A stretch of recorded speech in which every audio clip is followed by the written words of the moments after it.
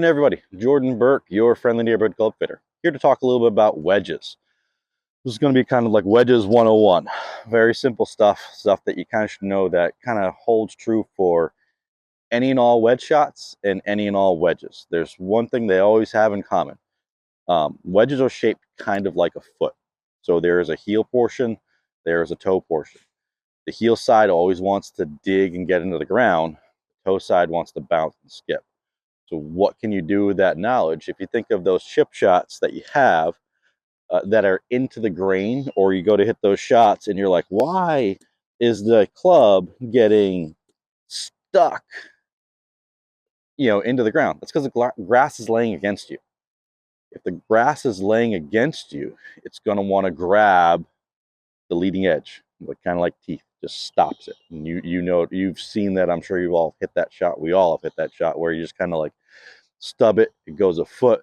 We've seen the best players in the world stub these shots. So first things first, understanding we want, when we're dealing with that situation, we want the club to be able to glide through that type of situation. So toe side needs to be a little bit lower than the heel side. How do we do that? It's all in your setup. So I'm not going to be setting up with my hands really low, and the toe, from my perspective and probably from yours, if you can see it on screen, is very much up in the air. We want to get the toe to be more on the ground and the heel to be up in the air. So when we go to hit these shots, we have the heel up, the toe down. It doesn't grab the club as much because it's a much rounder surface on the heel. If I go here and heel down and the toe up in the air, everything gets stopped, and you can see there's a lot more explosion of dirt there. So keep that in mind when you're hitting shots. Am I into the grain? Am I down grain? Down grain, I can do just about whatever I want. Into the grain, got to be a little bit more selective, a little bit more precise. Get that heel off the ground so that you can actually slide this club under the golf ball a lot easier without it getting stuck. It gives you a little bit more forgiveness. Next up, wedge bounces. Now, I've got 3 wedges with me. I have mine, which is a mid-bounce wedge, 8 degrees. I have a T-grind, which is 4 degrees of bounce. And I also have a K-grind, which is 14 degrees of bounce. Now, which one of these is for you? It really depends on your technique and what you want the wedge to do. You can take, if you have somebody who really understands how to use wedges, they can hit just about any shot imaginable with all 3 of these. And, I can hit an open face flop shot with the 4 degrees of bounce.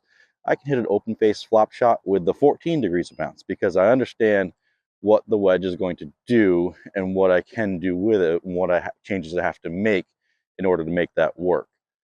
Not everybody understands that. So that's why when we're coming out for a wedge fitting, we're actually going to have you hit all 3 of these. And I'm going to ask you questions like, what's the role this club has in your bag? Do you use it out of the fairway? Do you use it out of a bunker? Is it your go-to around the greens? Do you only use it out of the rough?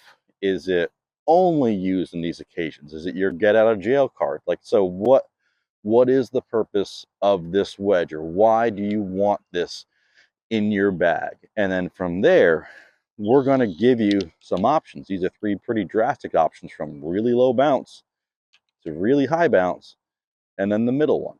And we're just going to see which one you hit better. The only rule of thumb or generality I'll come out with in terms of wedges is usually whatever your sand wedge is, or that middle wedge, that 54, 56 degree wedges, I like that to be a little bit higher in bounce. I like your 60 or your 58, whatever your highest lofted wedge is, to be a little bit in lower bounce. And the reason that is so I can take that lower bounce wedge and I can lay this thing flat on the ground and I can hit it up in the air off of hard pan.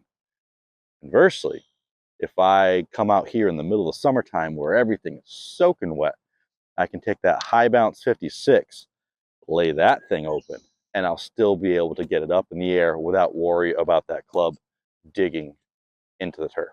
So if you have any questions about wedges, or you're interested in learning more about how to use them and what they can be used for and what you can and can't do with them, feel free to reach out. Jordan B, needtobaeclub.net.